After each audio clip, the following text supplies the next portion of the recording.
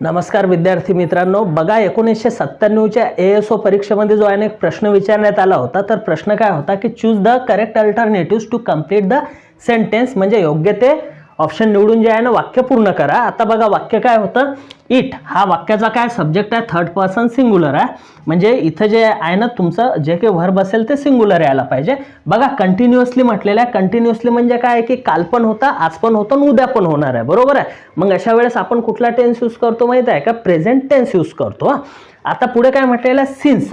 आता हे सिन जे आहे ना टाइम प्रेपोजिशन हे जर का असेल तर मग याच्यामध्ये कुठला टेन्स यायला पाहिजे, प्रेझेंट परफेक्ट टेन्स, नाही तर मग प्रेझेंट परफेक्ट कंटिन्युअस टेन्स. एकतर पास्ट परफेक्ट टेन्स नाही तर मग पास्ट परफेक्ट कंटिन्युअस टेन्स.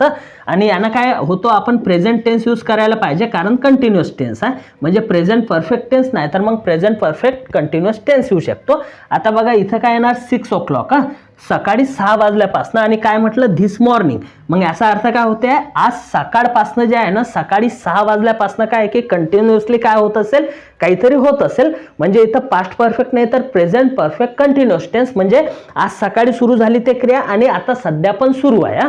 मग इथं काय म्हटलेलं आहे, इज रेनिंग येणार काय, नाही येणार, हे ऑप्शन तर नाही येऊ शकत. हाव रेन येणार काय, म्हणजे याचा अर्थ काय होते की ही क्रिया पूर्ण झालेली आहे प्रेझेंटमध्ये, हे पण नाही येऊ शकत. मग काय येऊ शकते, थर्ड वाला ऑप्शन येऊ शकते काय, हॅज बीन रेनिंग.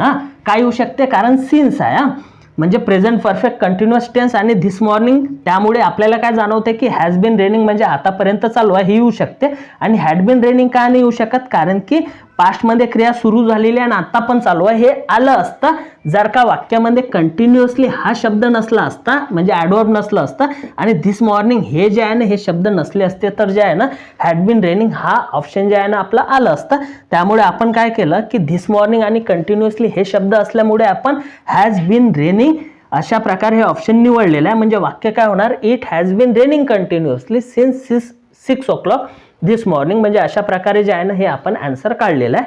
बघा विद्यार्थी मित्रांनो, कन्सेप्ट क्लिअर असू द्या, तुम्ही कुठल्याही प्रकारचा किती डिफिकल्ट अडचणीचा प्रश्न विचारला ना आन्सर देऊ शकता. त्यासाठी जेवढे नवीन विद्यार्थी आहेत स्पर्धा परीक्षेची तयारी करतात, चॅनलला सबस्क्राईब करा.